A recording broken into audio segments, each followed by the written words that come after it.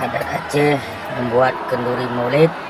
Sekarang kami maulid di Kampung Gunung Kong, Kecamatan Darul Makmur, Kabupaten Nagan Raya. Inilah hidangan para saudara kami ataupun masyarakat Kampung Gunung Kong, sangat luar biasa.